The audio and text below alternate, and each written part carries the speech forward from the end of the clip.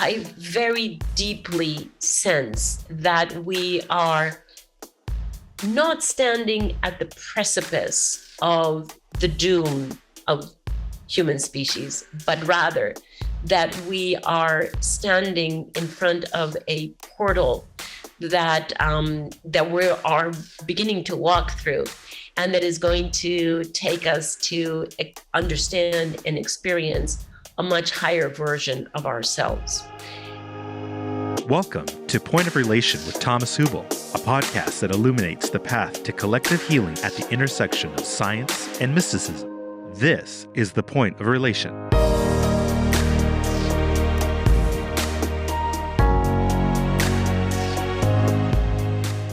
The following interview was recorded during a previous Collective Trauma Summit, an online gathering convened annually by Thomas Hübl to share ideas and inspire action for healing. Christiana Figueres is an internationally recognized leader on climate change. She was the executive secretary of the United Nations Framework Convention on Climate Change from 2010 to 2016. She oversaw the delivery of the historic Paris Agreement. Today, she is the co-founder of Global Optimism, co-host of the podcast Outrage and Optimism, and is the co-author of the recently published book, The Future We Choose. Hello and welcome back to the Collective Trauma Summit 2022. My name is Thomas Hübl, and I have the big honor and the pleasure and the great interest in talking to Christiana Figueres. Christiana, a warm welcome to you. I'm so happy you joined us. Thank you, Thomas. I'm actually quite interested in our conversation. This is the first time that I'm actually going to speak about many things that I have been thinking about.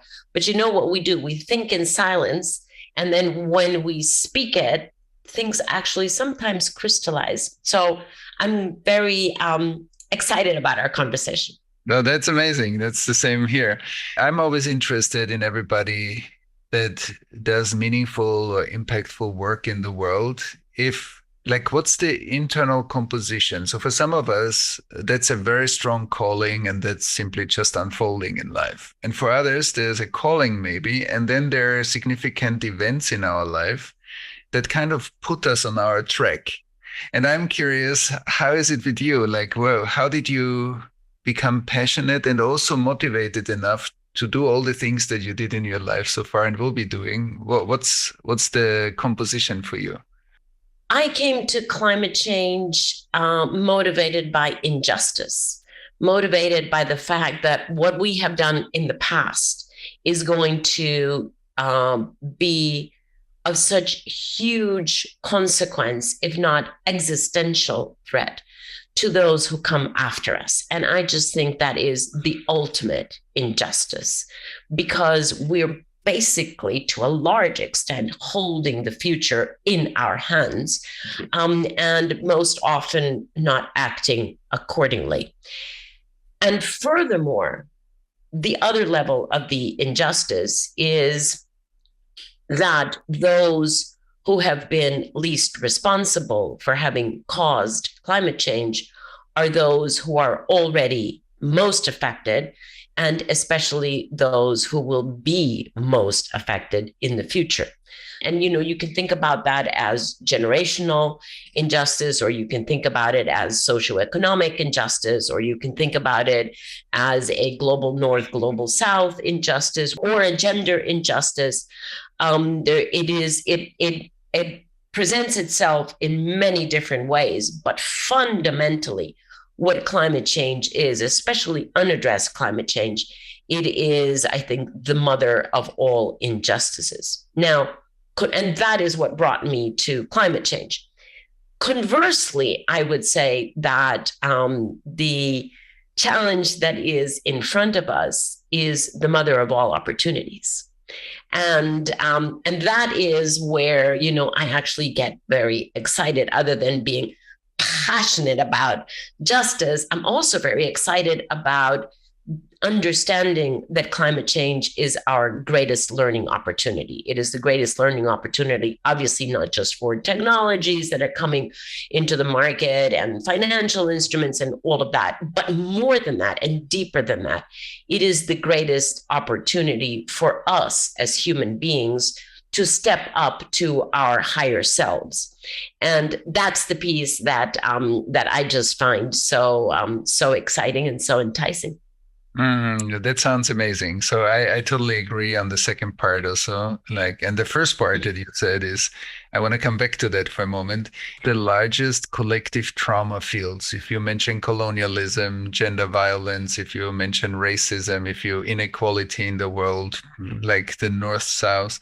So, and since this is a summit it's a collective trauma summit, but it's an interdisciplinary discourse or discussion, okay, how many viewpoints contribute to our understanding of systemic traumatization. And so because let's say, in my understanding, that's why I'm so passionate about collective trauma, is that often we see like a lot of sand in the engine, delayed responses, it looks like denial. But basically, when we look at it deeper, there are many trauma symptoms, because trauma is like permafrost. It's kind of frozen, or it's very activated, but it doesn't get informed. Trauma doesn't lead to care or motivation, or it doesn't lead to many things that our natural healthy parts would contribute to, or feedback loops would be open. So in your work, now when we zoom in a little bit and we take a systemic traumatization into account with also many of the things you said before, like, how do you encounter, or how do you look at that as a factor in the climate conversation, first of all? And secondly, maybe how did you in your own work encounter this kind of unmovable ice walls that we often bump against? So maybe you can speak a bit to that. So if you take a broad definition, which I think is most helpful because it allows for the examination of the different aspects, it allows for a kaleidoscopic examination of trauma. So if you take a very broad definition of collective trauma, then I would say that in climate change, in the field of climate change, either the understanding of where we are in climate change or the challenge of what to do about climate change, which for me is just one and the same because they're organically so linked. I would say that I could identify at least three different aspects of collective trauma. One is how my generation and everyone prior to me, ancestrally, we have been traumatized into set behaviors. And the result of that is that we have collectively and historically denied that we are having the negative impact that science is telling us that we have had, because we have forced ourselves, or we have reduced ourselves to extractive behaviors in all different levels that have produced the damage that we have done. And we continue in that behavior because we're already traumatized into that behavior, in full denial of the fact that it is having the effects that it is. We also are now, because of science that is beginning to peel back the layers of the onion on those set behaviors, we're also now beginning to be traumatized by the damage that we have done. And I would say that is characteristic of those in my generation, plus maybe one or two generations after me. Those of us who have realized all of a sudden, because from a human evolution point of view, it's basically happened in 1 second, over one or two generations, we basically just realized the damage that we have done, especially over the past 100 years. And so now we find ourselves completely traumatized by the reality of that damage. And many people react to that by then denying. that we have any responsibility in having caused that damage. And the third piece, that is the one that actually worries me the most, Thomas, is what I call pre-traumatic syndrome. And that is no longer, to a large extent, no longer my generation or one generation next, but rather those who are today, let's say, anywhere between 10 or 15, because you already have 10-year-old climate leaders, which I think is just so amazing. But let's say, people who are anywhere between 10 and 25 or even 30 years old. It's not that they are the only ones that are suffering this, but there is an outsized concentration of what I call pre-traumatic syndrome in those young people. And what characterizes pre-traumatic syndrome is that they are apprised of the science. They have fully understood not just the diagnosis that science has done of the damage that we have incurred, but even more dangerously, they have taken the projections of science, the modeling of science into the future, and assumed that those are immovable, assumed that it is now completely unavoidable for the human race to be doomed. That is what I call pre-traumatic syndrome, because they're already living today in a trauma that we might, but not necessarily have to experience in the future. And some of the evidence of pre-traumatic syndrome is, for example, young people who have decided they don't want to have children because they don't want to bring the children into that kind of suffering. And that is the trauma that is most concerning to me, Thomas, because it is seriously affecting mental health of young people, some olders also. But I'm more concerned about mental health of young people because they're too young to be under this pressure. And it is affecting decisions that they're making about their own lives and about those around them. So that is the piece, that's not the only, but it is the piece that for me holds most concern. Mm-hmm. Yeah, that's amazing. It's a great thought, and it's a great understanding of what we are growing into at the moment, and how like a very determined sense of knowing how it's going to look like can put us also into kind of a mental framework that predetermines the outcome. That's very interesting. I would love to circle back to that in a minute, because I think that's also, like with stubborn optimism, I think that's a great pair to talk more about. But before we go there, I'm curious because you moved in the climate change world, you moved a lot, and you also moved a lot, and you moved a lot around in this world. You had lots of conversations, negotiations, you saw the stagnation of it, and you also saw certain openings. And I'm curious, how deeply is what we two are talking about at the moment, so that trauma and systemic traumatization plays a role in the root cause of climate change, plays a role in the response to climate change, and plays a role of how we see ourselves in the future. So you spoke to three elements that I think all very, very important.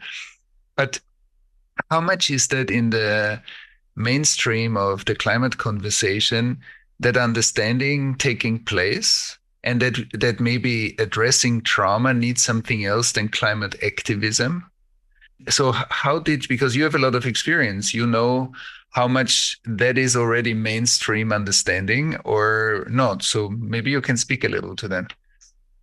Because the physical evidence of climate change is by now so easy and so painful to see. I don't mean easy that it's not painful. I just mean it's very evident. So because it is so evident, because we already see the human suffering in addition to infrastructure damage and biodiversity disappearance, but we also see that physical evidence of climate change. And so it is very natural that those of us who work on climate change will focus on what is evidential from a physical point of view. We focus on the impacts of drought. We focus on the impacts of floods or forest fires, or the Australian fires are a very good example, where they were not caused by climate change, but they were exacerbated by climate change. And then you have these horrendous, numbers that come out of millions and millions and millions of animals that were burned to death. And the acreage of the forest that was burned. And so we focus on that because it's so easily painful to see that destruction and to measure it with our physical metrics. And it takes a little bit more of a pause to be able to both ingest the pain and the suffering of the destruction that is physically available to us and physically present, but also not to deny that, but also, as I said before, take one level of the onion off and look underneath to understand, why is this happening? Yes, it's because of concentrations of greenhouse gases. Fine. What else is there? What else? What is the human factor that has allowed us to this situation without having addressed climate change for decades? Because we've known about this for decades. So what is stopping us? It's not necessarily just the absence of the technologies. It's not just the absence of the financial instruments.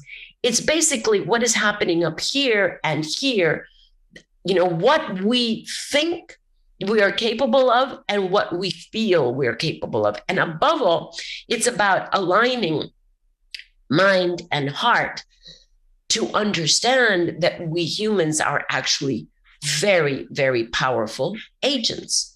And we have seen the power of our agency in destruction, and we ought to be moving toward evidencing the power of our agency in regeneration. But we haven't done that yet because we're so stuck in a power of agency of destruction. And we have to unstuck ourselves because the power of agency is actually neutral. That's the piece that we have to understand.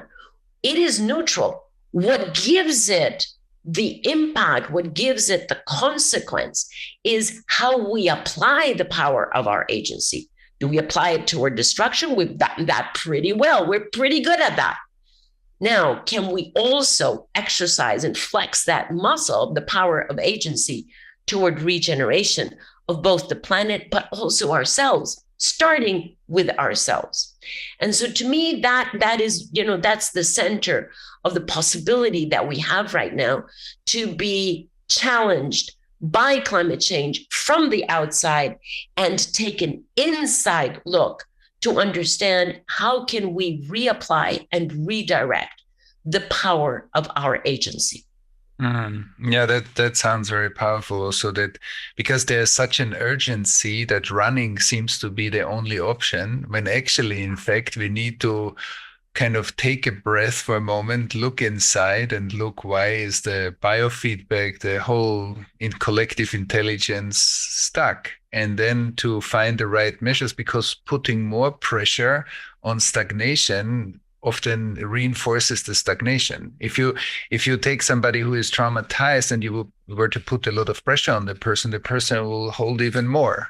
And that's the truth. That's true for our societies too. If we, like, climate activism, I think is great to change habits, to bring education, to bring activation energy. And that works great to reconstruct structures that are not iced over, but it doesn't work well for structures that are iced over and frozen in the permafrost of our societal traumatization. And so here we need something else. And I loved what you said. And we need to take a breath and actually look inside and see how can we de-ice or liquefy that.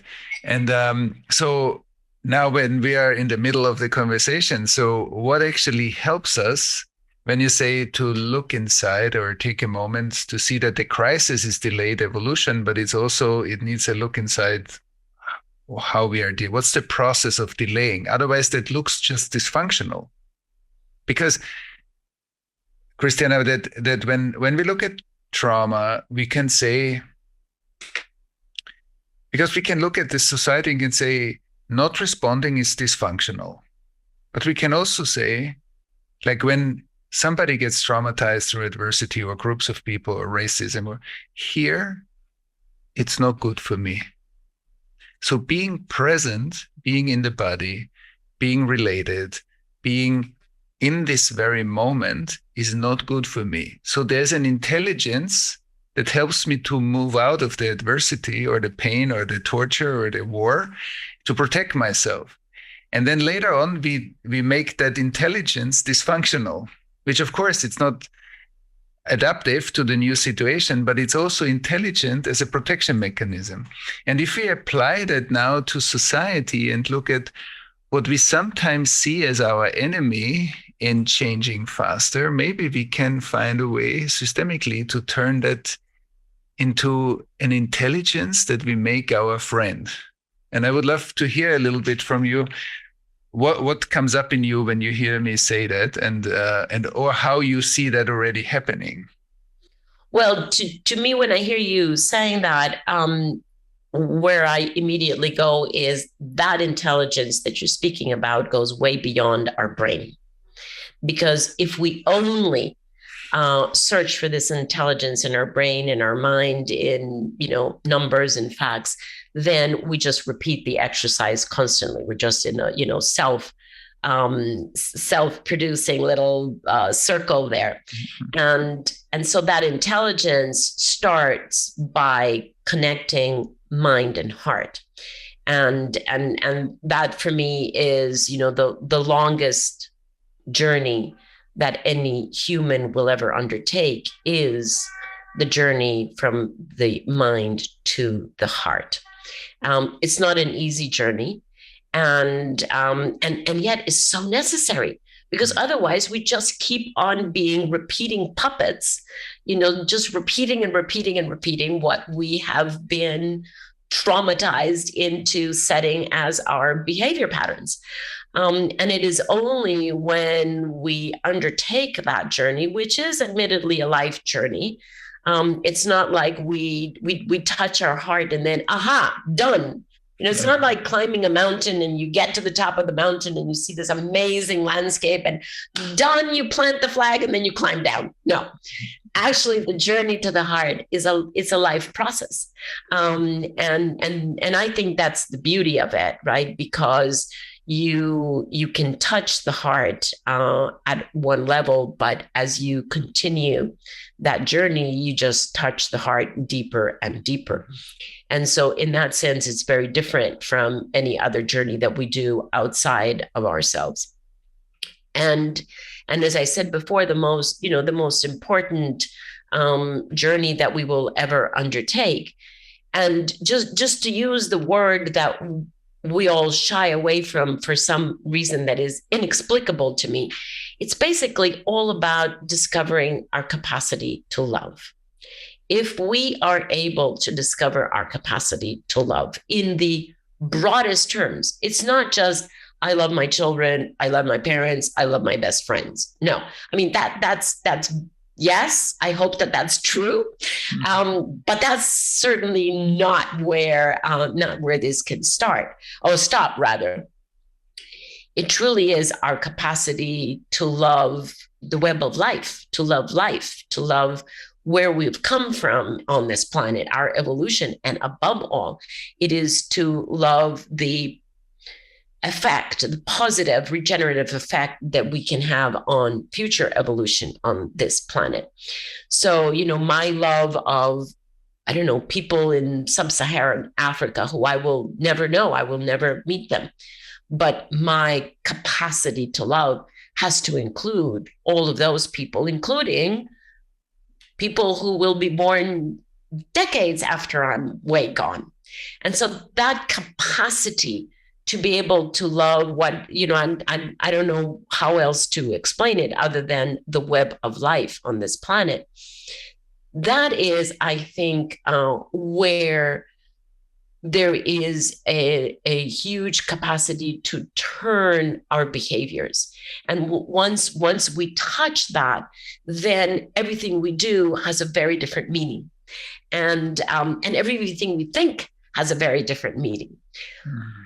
And unfortunately, we're so programmed and so trained not to go into that depth, not to touch that even if we do, we then forget about it. And then, we're walking down the street and someone does something, whatever, that we don't approve of. And you feel the non-love for the web of life come up in you.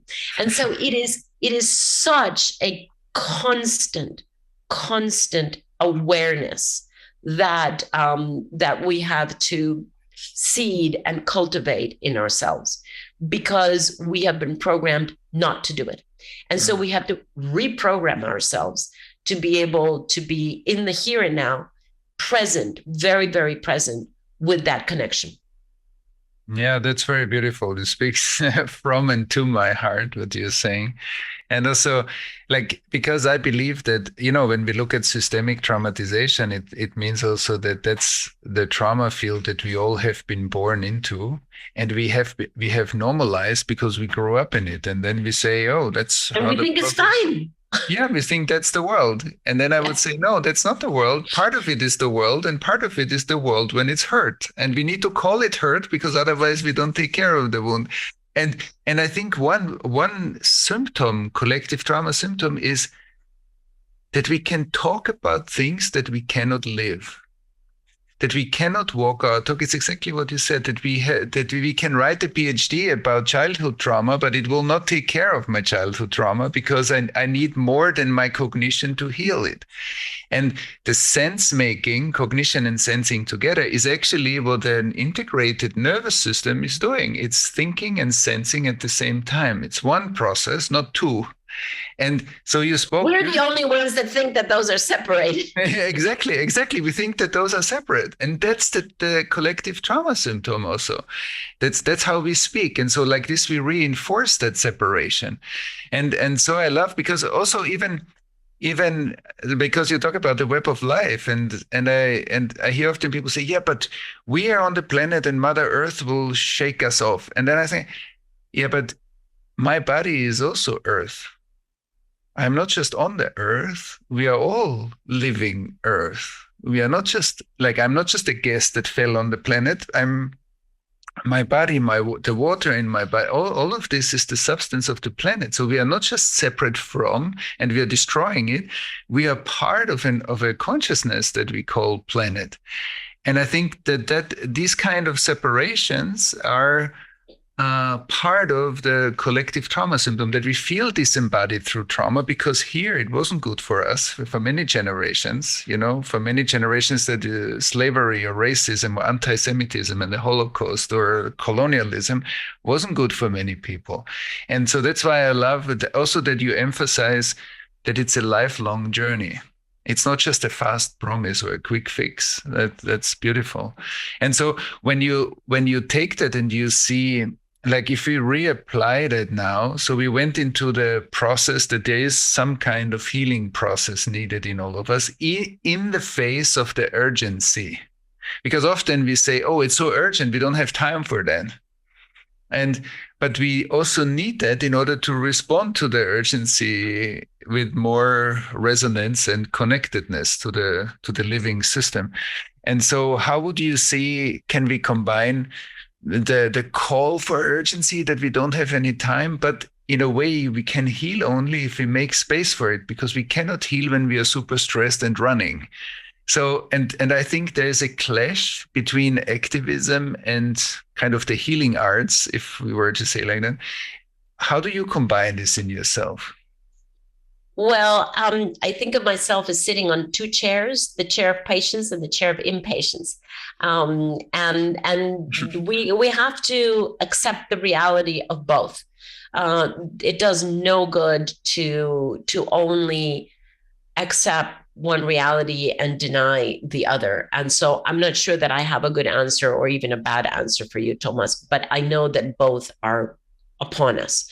I know the urgency of science. Heavens, I certainly know. And every day that goes with climate change unaddressed or climbing greenhouse gases, I know that there's a ticking clock. I know that we've all swallowed an alarm clock here with respect to climate change. I know that. But I also know that just continuing the path that we've had in the past is not going to get us to the deadline by the deadline. It's just not going to be.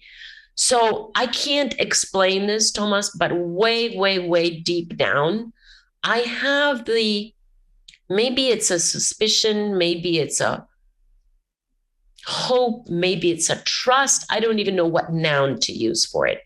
But I have this gut feeling that if we're able to make the kind of changes that you and I have been talking about, that then the factor of time plays a very different role. Because the factor of time, linear time, plays a role in one reality, the reality that we have been living out. But the factor of time could play a very different role in the reality that we need to create. And so, for lack of a better word, we have been living in linear time, and we could live in exponential time if we're able to make the inward changes that we're talking about. So that's the best way that I can, I guess, give myself some peace of mind, because I'm both patient and impatient at the same time. Mm-hmm. And I don't deny the reality of either. I just have this gut feeling that we will be able to squeeze through. That's so amazing. I share your gut feeling. So we are too. And I feel also that, you said it, and just exponential time also means, look at the data flow that you and I in our lifetime, saw how the speed of data went up, and it transformed the world into a village almost, when it before was everything very far apart. So that the speed of consciousness and data, both, and the human relation, collective intelligence, I think is the more intelligence we unleash, the more gets done in a shorter time. So that's why time is, I think, relative, as you said. It's beautiful. And I deeply believe that that's true. That's, I think I would definitely underline that. And so when we look at, so there are two things. There's always, we look at the world as we can see it from now. Then I think we are looking often at the world through the filter of our trauma. So we see a lot of the past replay, as you said. Sigmund Freud in Vienna talked about the repetition compulsion of trauma, and you spoke to that beautifully already. So we are actually in societal processes that are non-emergent and disrelated, and they are repetitive. They're repeating themselves all the time. So I often say, when people have the same argument in an intimate relationship or in the workplace, so that's not the future. That's tomorrow, the past, because we're repeating something that was already here.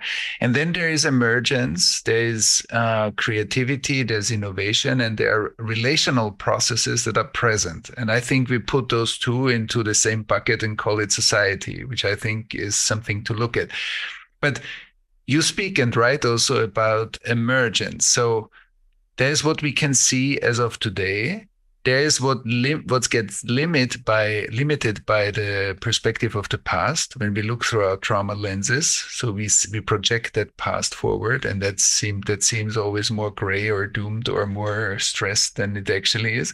But then there's also the new factor that we could call emergence, or the future that downloads itself through us. And that's the part of the world that maybe we can intuit or envision, but we don't see it. It becomes manifest through us as we have this conversation or as we are doing the climate change work. So maybe you can speak to that principle a bit, how you look at the factor of emergence and the influx of possibilities or creativity that we don't even see yet, as a part of the game changer that we need.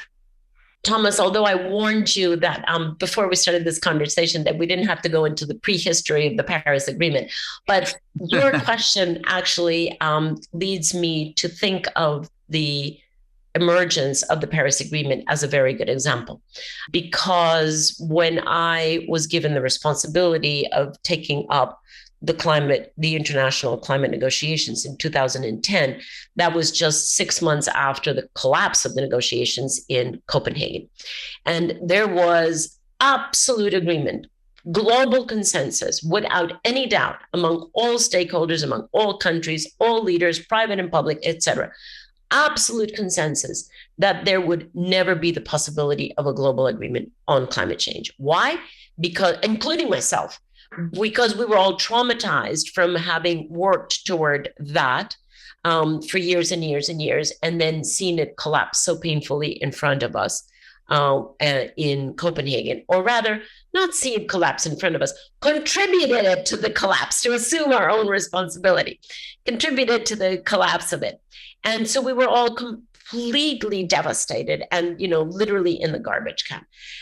But the consequences of never being able to have a global agreement about how economy and society needs to shift over time in order to address climate change, but also in order to protect the web of life, that, all of a sudden, I realized what consequences that had. I famously tell the story of my first press conference when some journalist said, "So, Ms. Figueres," because I was the newly minted executive secretary, and he says, "So, Ms. Figueres, do you think that, we'll ever be able to have a global climate agreement?" And I said, "No, not in my lifetime." Because that is what we all felt. We had all agreed to that. Unconsciously, we had agreed, never in our human experience will we ever be able to have a global agreement. And what came out of my mouth was not what I truly, truly was holding to. I was expressing global sentiment. And then when I heard it expressed by my own voice, I went, whoa, that is untenable. That is something that I cannot accept. Yes, it's the global sentiment now, but that needs to change. And so then I dedicated the rest of my time at the climate negotiations to actually allow for the emergence of something very different, and to begin to lay the groundwork, seed the possibilities that could be there without knowing what it was going to be. Let us just fertilize the ground first and remove this self-limiting decision, collective decision that had been made that we're never going to be able to agree on anything. So let's begin to peel that back, and let's begin to fertilize the ground of possibility without having the need to know exactly what is going to come. Let's just step back and allow for emergence, or as the Gestalt theorists call it, the emergence of a figure without knowing what that figure is going to be. And that was definitely a personal exercise first. I had to do it first, me, because otherwise, how could I invite anyone else to do it and join me? And then slowly move through different levels, concentric circles, I would say, of influence, first with my intimate team at the Secretariat, then with the whole team at the Secretariat, then with governments, with stakeholders, without being able to say to them, no, but this is what the agreement will look like, because nobody knew. But very, very slowly, and that's where, this factor of time comes in, because of course everybody was worried about time, but it had to be done slowly to begin to peel away the crust of impossibility and allow for the emergence of possibilities that we didn't know what they were going to be. And that was a very intentional exercise that took several years. And eventually that emergence took shape. And then it was a question of continuing to nourish the shape that was beginning to form, and ensure that the shape would include the needs and interests of all countries, without leaving anyone out. But it didn't start like that. It started as a complete no, and a complete impossible. And so moving from impossible to maybe probable, and then to likely, and then to possible, and then delivered, that arc of transformation was a 5-year long arc, and a global arc. That's amazing. First of all, congratulations, even if it was a long, long time ago.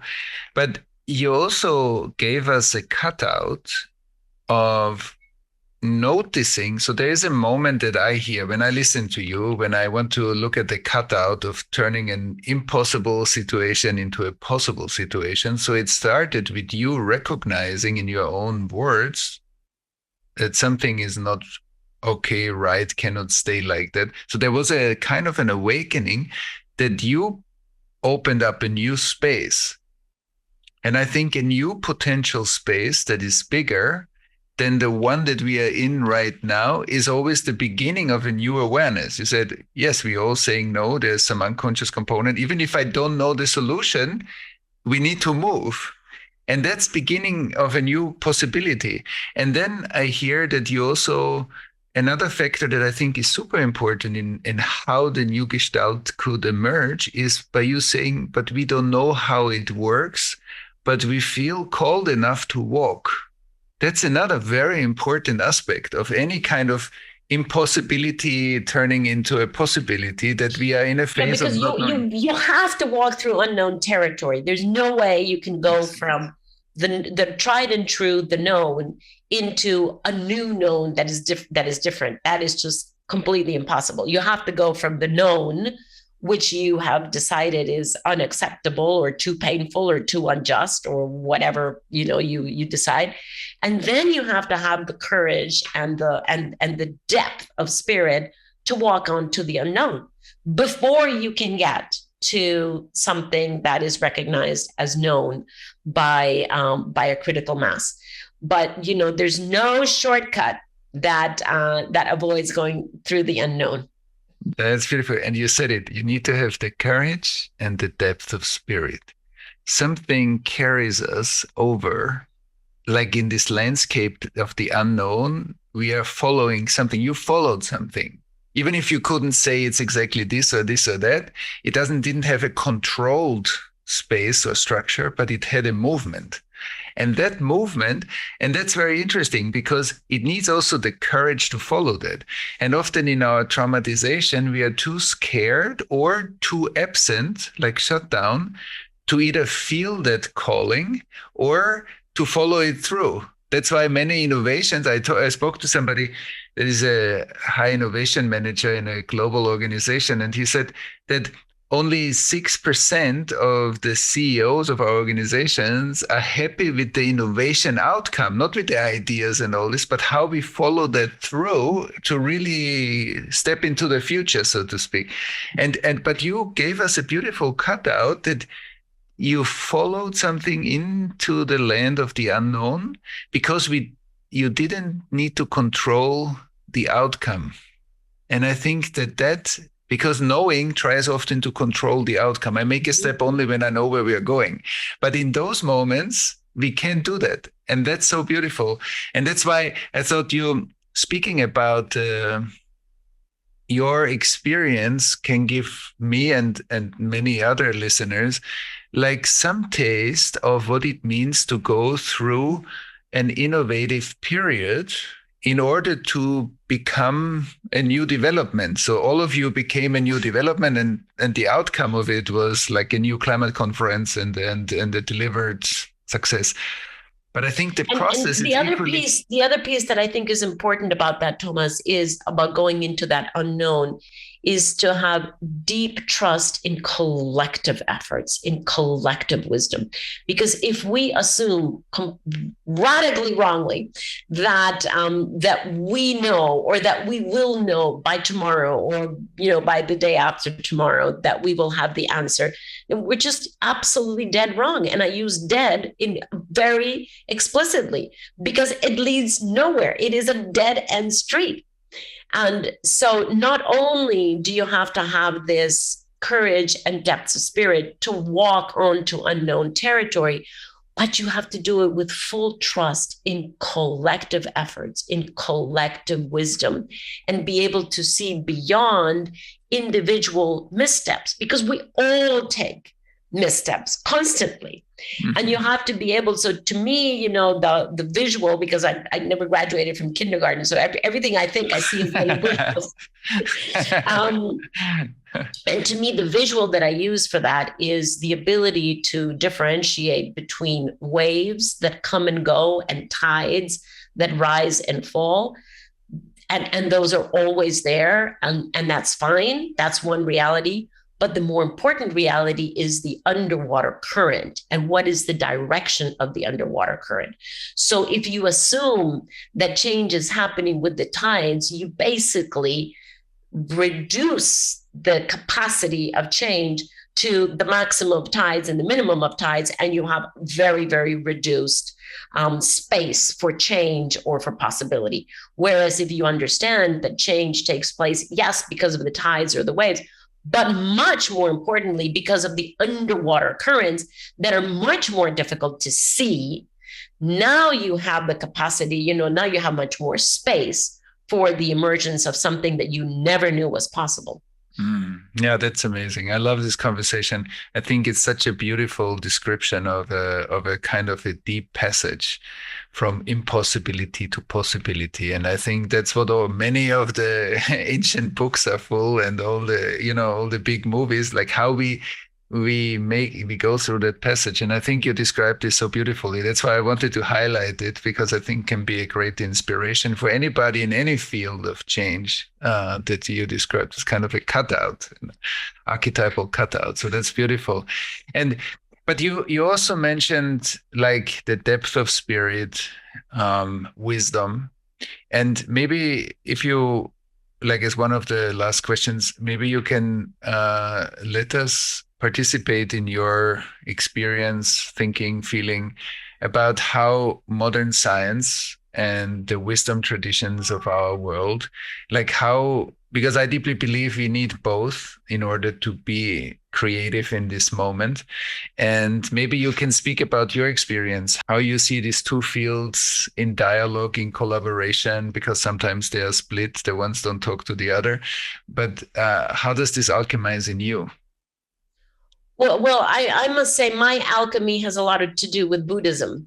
That's where I found my alchemy. I was personally in deep personal trauma when I was working for the United Nations on this evolving treaty. And I became so traumatized because of my personal experience that I became dysfunctional. There was just no way that I could continue forward with my responsibilities. And that was a huge awakening for me, because I thought, wow, if I can be so traumatized at an individual level, what is the effect of that on the work that I'm doing at the global level? So the relationship between individual and systemic was very visceral for me. And that is where frankly, in my desperation to come out of my personal trauma, that's where I am, truly grateful to have discovered the practice of Thich Nhat Hanh, who is a Zen master that takes the teachings of Buddhism and de-religiousizes them, if that's a word, and takes it out of the religious practice. And I mean, you can study his teachings. He just passed on at the beginning of this year. You can take his teachings and become a monastic, obviously, and we have hundreds of monastics trained by Thich Nhat Hanh around the world. But more than that, we have millions of practitioners who have understood that what he did was to take the principles of Buddhism and take them to our practical world. And that to me was my alchemy, because that allowed me to dig into my own self, dig into the depth of me, and be able to construct the arc between who I understood myself to be and what my role in life was. How do I turn up in life? And how do I see everyone else turning up? And many years later, Thomas, I discovered that neuroscience actually supports that transformation, but I didn't know it at the time.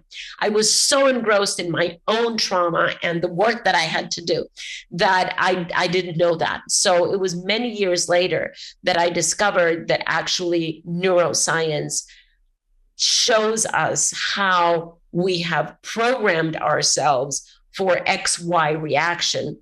And because those, that has been fired together, then it's wired together, right? As we have been taught in neuro programming, whatever gets fired together gets wired together. And very often our challenge is to see that those two realities that we have fired at the same time, or at the same level, or the same conditions, under the same situations, that they don't necessarily have to be wired together forever, that we can actually soften that connection and reprogram and rewire for something that we intentionally choose. And that is not something that we do overnight, but that is the work of life. That is our life's work, is to reprogram ourselves. And so that's another way of explaining the same thing, Thomas. And I am always bowled over by realizing that whether you approach this through neuroscience, through, understanding collective trauma, through Buddhism or many of the other spiritual realities, through many different parts of psychology, many paths, one truth. That is, to me, is the power of this, because we all use different lingo, different language, different approaches, but ultimately we're all looking at the same human truth, the same human reality and the human experience. And so I think it's so unnecessary to, have a fight about, well, do we use this word for that or do we use the other word? It doesn't matter. Everybody choose their own word. The point is, we're all on the same path, and we're all in pursuit of a common purpose. That, to me, is, a realization that I made many years later that I'm so grateful for, because it just happens that my entry point was through my Zen master. That doesn't have to be your entry point. It doesn't have to be anybody else's. We're all in common pursuit of a common purpose, and whatever, your entry point is, bless you. That's so beautiful. Wow, I love it. It's great. Fantastic. And so thank you for speaking to this one path and the many ways and the many perspectives that look at this path. But actually, we are walking a one path, and it's one tradition of living. So that's beautiful. So there are many people listening here that have a basic understanding of trauma, a very sophisticated understanding of trauma. And there are many people listening here that have some sort of understanding or are very passionate about climate change. And so maybe you can leave us, especially for everybody that feels, wow, on the one hand, it looks dark, but it seems like that many people also feel that there is possibility. Maybe you can leave us with some final or summarizing words, and then we will take this all into our version of the path. Yeah, I guess, just to come full circle where we started this conversation, Thomas, I very deeply sense that we are not standing at the precipice of the doom of human species, but rather that we are standing in front of a portal that we are beginning to walk through, and that is going to take us to understand and experience a much higher version of ourselves. And sometimes, we have to descend into very, very painful depths in order to come out. And I just speak from my experience, but I think it's a pretty common experience that when we descend on a personal level into a very painful life situation, whatever that is, the death of someone, or, a personal deep sickness, or a horrible divorce, or, whatever, that when we touch that pain, the touching of that pain is precisely what allows us to move beyond the pain into a very different intention of living. And if it's true for us, how many people have discovered their spiritual path because they were traumatized or fallen into a very, very difficult moment in their life? That is a very common human experience. So if it is a common human experience at the individual level, how can it not be the same at the collective level? How can it not be true that this collective pain and this doom and gloom that so many people speak of, how can that not be the portal toward an elevated existence of humankind on this planet? So I hold on to that. I'm happy to be wrong. Well, I'm not happy. I'm willing to be wrong, but I hope I'm not, because it has been proven to be so, so true at the human level. And I am so committed to systems understanding that I firmly believe that whatever is present at one level of the system is present at all levels of the system. So if this is the reality at the individual human level of the system, it's got to be true at the global macro level of the system. So, every morning I wake up and I read the news, and I'm despondent about so many things because this world has gone completely crazy in the past 12 months. But also, I just have this firm, unmovable, unshakable sense that these are some of the hits that we're receiving in order to begin to walk through that portal toward a higher sense of ourselves in pursuit of our common purpose. Amen. Hey, women, as my daughters say. Whenever I say amen, they go, no, hey, women. And they're women. That's also true. And that sounds very lovely. I deeply share your conviction about the interdependence of individuals and collectives. And I think the more we get to this systemic sensing and presencing together, I think it will have a lot of change. That's the consequence of it. Christiana, this was amazing. I feel a lot of resonance with your words. It deeply lands in me, and I love that that's what you carry into the world. It's a deep contribution to our world, and I simply enjoy the resonance between us. So thank you very much for your contribution. Thank you. Thank you for giving me the opportunity to speak about this, because as I said at the beginning, I've been thinking a lot about it, but it crystallizes when you're forced to put a word to it. So thank you for that opportunity. That's true. You did it beautifully. So thank you, Christiana. This was really an amazing ride. Thank you. Thank you very much. Mm-hmm. Visit collectivetraumasummit.com to listen to more talks like this one and to learn more.